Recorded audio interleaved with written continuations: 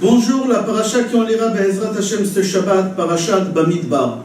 Dans notre paracha, au début, dans le premier chapitre, Pasuk Nun, c'est marqué là-bas qu'Akadosh Baruch Hu ordonne à Moshe Rabbeinu de placer les Lévi'im sur tous les ustensiles de Mishkan. Comment c'est marqué là-bas? Ve'ata afked et al-Lévi'im al Mishkan ha'idut. Le mot afked, on aimerait comprendre qu'est-ce que ça veut dire. Akadosh Baruch Hu dit à Moshe Rabbeinu, Ve'ata afked, et toi tu placeras les Lévi'im sur les ustensiles de Mishkan. Il faut savoir que le mot afked dans le Tanakh, dans la Torah et dans les écrits, on le trouve deux fois. La première fois, ici c'est dans notre paracha, c'est marqué Ve'ata afked et al-Lévi'im. Et la deuxième fois, on trouve ça dans Tehillim Perek Kuftet Pasuk Vav. C'est marqué là-bas, Afked Alav Rasha. Alors le Baal HaTurim relève que dans toute la Torah entière, dans Torah Nevi'im Ktuvim, il a fait des recherches, il a trouvé le mot Afked deux fois. Une fois dans notre paracha et une fois dans le Tehillim. Dans notre paracha, on parle d'équipe, placer qui? Placer les Lévi'im. Et le deuxième endroit où c'est marqué Afked, on parle là-bas des rachats, des mécréants. Alors le Baal HaTurim dit, est-ce qu'il y a un lien entre les Lévi'im et les mécréants? C'est pas possible. Mécréant, c'est un mécréant, chas v'shalom. On peut même pas le comparer à un juif. Et les Lévi'im, c'est des gens qui sont saints, qui se trouvent toute la journée au Beth Amikdash. Alors comment c'est possible qu'il y a deux mots dans la Torah? Il y a un qui parle des Rechaim et l'autre il parle des tzadikim. Si il y a deux mots et c'est deux personnes différentes, c'est-à-dire qu'il y a un lien entre les deux. Et le Baal HaTurim, il veut comprendre quel est le lien qu'il y a entre les Lévi'im ici dans notre paracha et les Rechaim qu'on trouve dans Tehillim, dans le chapitre Kuftet. Il répond le Baal HaTurim, il dit oui, il y a un lien. Il y a une Gemara qu'elle dit En adam ne'esa shoter milemata ela im ken ne'esa rasha milemala. Shoter, ça veut dire quelqu'un qui a une responsabilité. Shoter en hébreu, ça veut dire policier. Le policier, il a une responsabilité. Alors dans la Torah, quand on parle d'un policier, ça veut dire quelqu'un qui a une responsabilité sur la communauté. Alors le Baal HaTurim dit que dans la Gemara, c'est marqué qu'un homme, s'il a reçu une responsabilité, c'est pas parce qu'il est gentil, parce qu'il est mécréant. C'est-à-dire, si tu as une responsabilité sur la communauté, c'est pas parce que Hachem t'aime, c'est pas parce que tu mérites, c'est parce que tu es mécréant. Les Lévi'im, ils ont une responsabilité sur les ustensiles de Mishkan.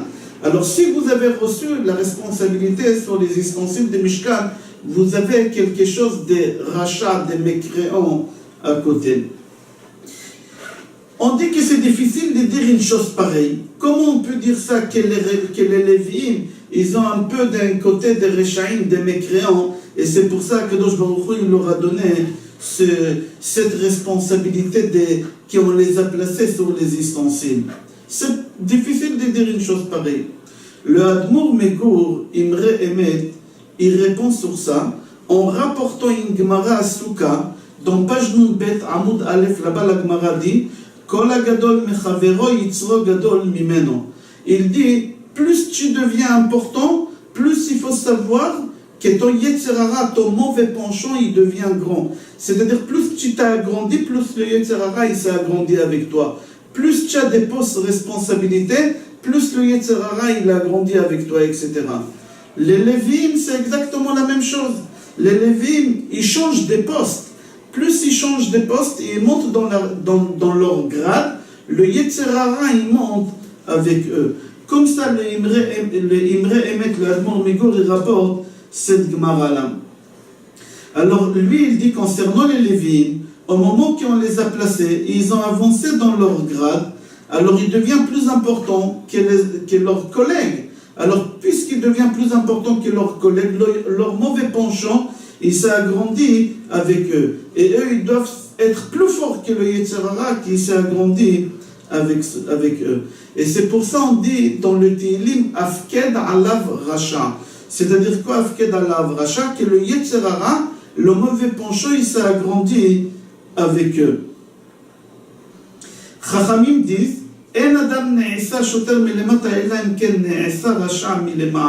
c'est-à-dire un homme, s'il a une poste de responsabilité importante, en haut aussi, il y a quelqu'un important qui s'est agrandi avec eux, le mécréant. Qui c'est le mécréant?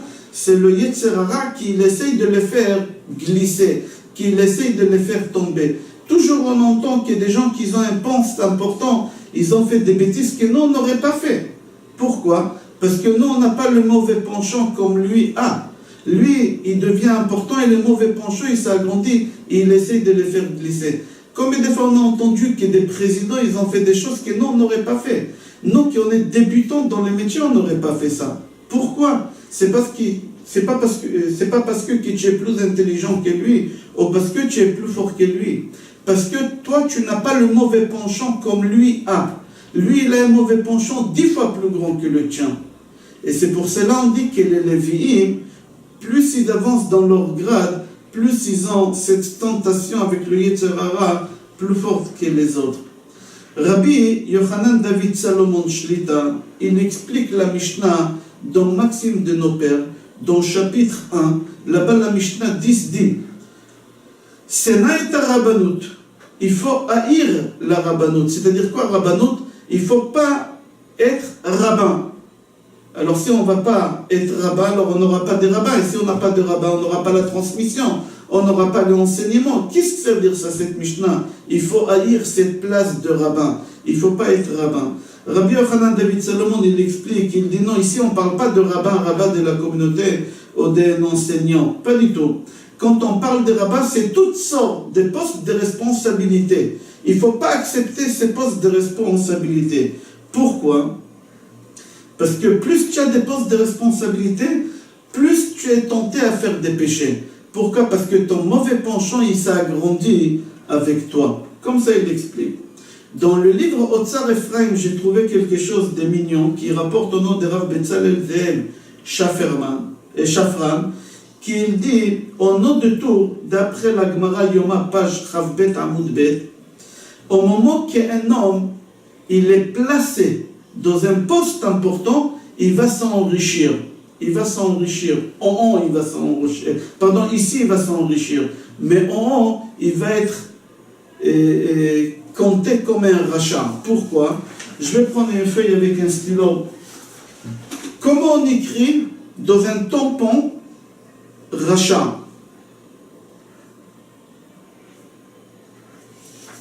Le tampon, quand vous le lisez à l'envers. Là, c'est un tampon. Si vous prenez le tampon, vous le lisez à l'envers. Mais au moment que vous allez prendre ce tampon et tamponner, ça va faire achir. C'est-à-dire, quand tu deviens important dans le ciel, tu as un tampon, qui là-bas c'est marqué à l'envers, rachat. Mais au moment qu'on va tamponner ici en bas, ça va faire riche. C'est-à-dire au moment qu'un homme il devient important, alors dans le tampon de haut, c'est marqué Osher, riche. Mais au moment qu'on va tamponner, qu'est-ce que ça va être écrit? Rachat. Comme ça, il explique. Encore, il rapporte dans le même livre, Otsar Ephraim, au nom de Be'erot Hamayim, de Rabbi Tzvi Cohen Manov, Zechrono Livracha, que lui aussi rapporte une Gemara Chagiga, page Rei Amoud Bet. Au moment que Rabbi Yoshua ben Hanania, il devait mourir, ses élèves ils lui ont posé une question. Il faut d'abord savoir que Rabbi Yoshua ben Hanania, il avait une force, il avait une spécialité, il savait comment parler avec des gens qui étaient contre la religion. Lui, il était très fort, il savait répondre aux apicorsim. Apicorsim, quelqu'un qui est contre la religion. Et Rabbi Yoshua ben Hanania, il devait mourir par vieillesse. Et avant de mourir, ses élèves, ils ont dit, Rabbi, qui va répondre à leurs questions à ta place? On n'a personne de ton niveau pour répondre à leur place. Il leur a dit, ne vous inquiétez pas, eux aussi, ils vont mourir et il y a des nouveaux qui viendront. Et les nouveaux qui viendront, ils vont être de votre niveau. Là-bas, la Gemara dit, comment lui, il savait ça? Là-bas, la Gemara, elle répond, qu'Akadosh Baruch Hu, dans chaque génération, il ramène quelqu'un qui est contre la Torah, et face à lui, au même niveau, à Mavdil, il ramène quelqu'un un tzaddik qui saura lui répondre sur ces questions, pour faire un poids égal. Alors il leur a dit, au jour d'aujourd'hui, moi je vais partir. Alors je suis sûr et certain qu'eux ils vont partir parce qu'il n'y a personne égal à leur niveau. Alors eux ici ils vont partir. Le nouveau qui viendront, il y a quelqu'un d'autre de notre côté qui viendra leur répondre. Où on voit ça dans la Torah? Dans la Torah on voit ça dans plusieurs endroits. Mais on va ramener un exemple. Par exemple, on avait Moshe Rabbeinu à notre niveau, de notre côté. C'était le père de tous les Nevi'im. Chez les Goïm, ils avaient Bil'am, Amavdil ben Kodesh Lechol, mais c'était Zele Omad Ze Asa Elokim. Akadosh Baruch Hu toujours ramène deux personnes au même niveau, un des côtés de la Gdusha et l'autre des côtés de la Touma. Et c'est exactement ce que leur a dit Rabbi Yoshua Bar Hanania. Il leur a dit, c'est marqué dans Kohelet, Perek Zayin Pasuk Yudalet, Zele Omad Ze Asa Elokim. Alors Akadosh Baruch Hu, au moment qu'il a ramené au monde un rachat, face à lui, il a ramené un tzaddik qui pourra lui régler les comptes.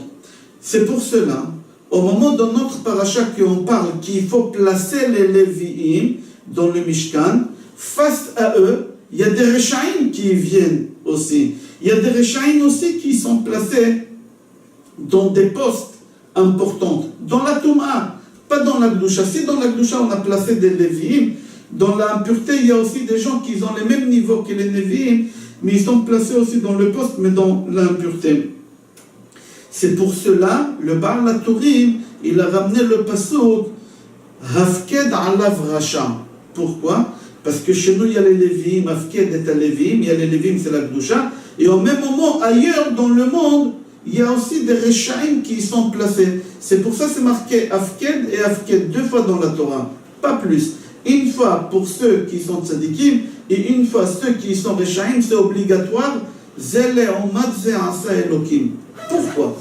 Pourquoi si chez nous on a Moshe Rabbeinu, eux, ils doivent avoir de leur côté Bilam? Pourquoi si chez nous on a Rabbi Yoshua Bar Hanania, eux de leur côté, ils doivent avoir quelqu'un qui a le même niveau? Pourquoi? Pour la simple raison, quand le Mashiach il viendra Bekarov Be'ezrat Hashem, et les Goïm ils vont dire à Kadosh Baruch Hu, c'est normal que nous on n'a pas fait la Torah, c'est normal que nous on s'est conduit comme ça, parce que nous on n'a pas eu Moshe Rabbeinu.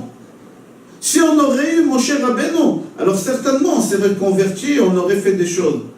Là, Kadosh Baruch Hu, il leur a donné quelqu'un comme Moshe Rabbeinu, quelqu'un comme Rabbi Yoshua Bar Hanina, et comme dans toutes les générations, Kadosh Baruch Hu, il leur a donné pour leur dire, pourquoi vous dites que vous n'avez pas eu comme Moshe? Vous avez eu Bilam. Bilam aussi, il était prophète, mais des côtés de la Touma, mais il était prophète. Pourquoi?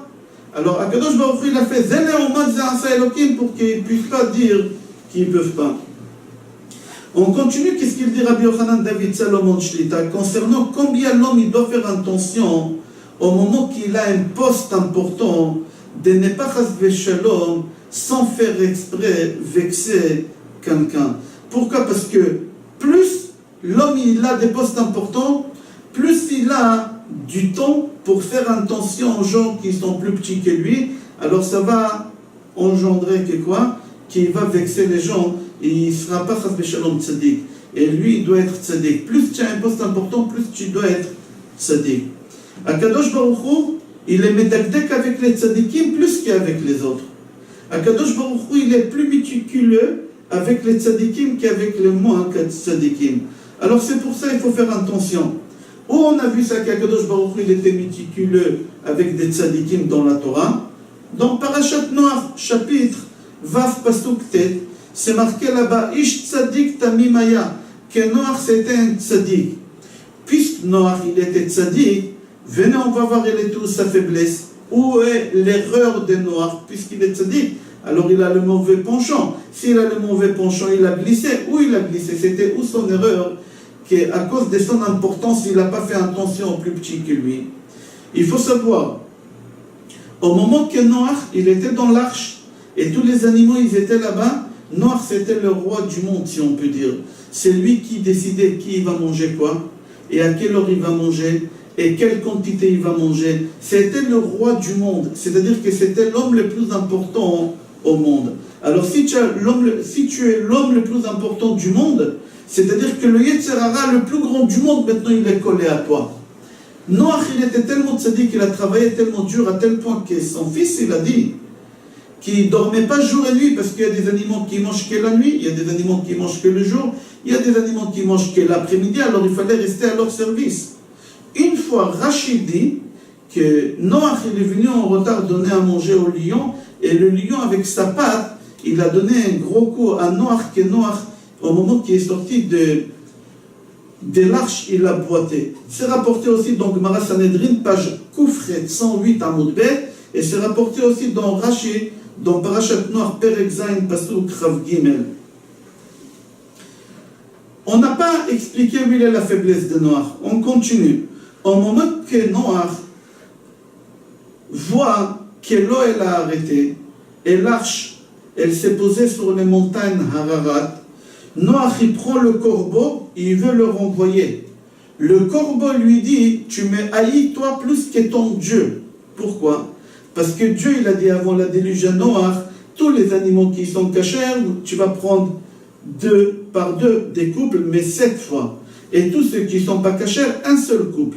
Moi, déjà, ton Dieu, il m'aime pas parce qu'il a choisi seulement un seul couple. Si je meurs ou ma compagne meurt, il n'y a plus de suite dans le monde des corbeaux. Alors Dieu, il a pris un risque énorme. Alors il me haït. Chez les cachers, il n'a pas pris de risque. Il a dit, vous prenez 7 couples. Alors s'il y en a un qui meurt, il y a encore 6 couples qui peuvent continuer à exister. Mais déjà, ton Dieu, il a choisi un seul couple. C'est moi et mon épouse. S'il y a un de nous deux, et toi, tu es encore comme ton Dieu, tu me haïs. Pourquoi? Tu veux me renvoyer à l'extérieur pour voir si l'eau, elle s'est arrêtée, oui ou non.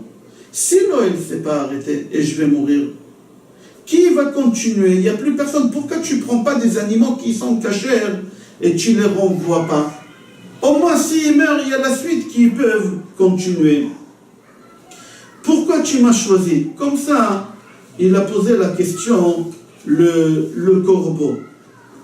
Et à la fin, qu'est-ce qu'on voit dans les psukim? Que Noach, il n'a pas écouté le corbeau et par force, il l'a renvoyé.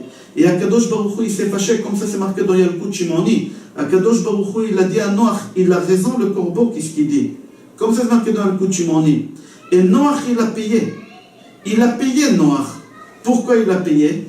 Parce que c'est marqué, toi, tu veux commander sur les plus faibles que toi. Akadosh Baruch Hu, il a dit, maintenant, moi je vais faire en sorte que quelqu'un il va te commander, c'est quelqu'un qui va te gérer. Venez, on va voir. Venez, on va voir. C'est marqué dans Parashat Noach, Perek Tet, Pasuk Chaf, Vayechal Noach ish ha'adama, etc. Vayishkar, il s'est saoulé, Vayidgal betoch ha'oel. On apprend que quoi d'ici? Qu'un poste important, il peut détruire l'homme. Un poste important, il peut rendre pourri l'homme, à tel point qu'il ne se contrôle plus, comme avec Noach. Écoute le corbeau. Tends ton oreille. Il a raison, qu'est-ce qu'il est en train de dire. Non. Il faut savoir qu'un poste important, ça rend aveugle et ça rend méchant sans se rendre compte. Que ce soit à la maison, aussi avec ta femme et tes enfants, que ce soit autant qu'enseignant en classe, que ce soit autant que directeur, autant que patron, n'importe où, à partir du moment que tu as un poste important, tu deviens aveugle et tu perds. Et tu ne te rends même pas compte que le Yetzer Hara est en train, et tu deviens méchant sans te rendre compte. On voit ça dans beaucoup des histoires. Dans l'histoire, par exemple, on va prendre ici le rapport Catherine Tsari. Elle, au moment qu'elle était en Russie, elle devait traverser un fleuve. Alors le pont il s'est cassé. Catherine, elle est arrivée, elle voulait traverser, le pont il s'est cassé. Les soldats, ils ont eu peur, ils ont dit, écoutez, une demi-heure attendez et on va faire sécher ce fleuve-là. On va ramener du sable, des camions du sable, on va renverser ici, on va les sécher et vous pourrez passer. Elle leur a dit, je ne veux pas attendre une demi-heure.